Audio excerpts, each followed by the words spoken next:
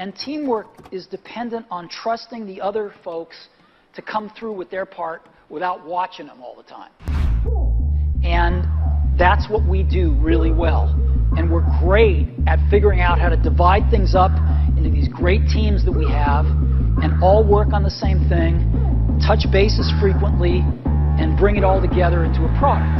We do that really well. معاكم الدكتور محمد هاني عاشور، استشاري جراحات السمنة المفرطة، أستاذ مساعد بمعهد البحوث الطبية جامعة اسكندرية.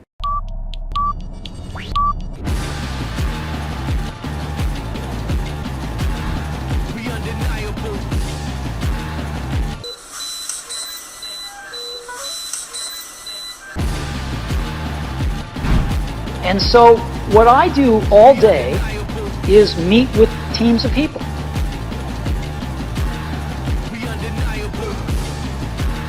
And work on ideas and solve problems to make new products, to make new marketing programs, whatever it is.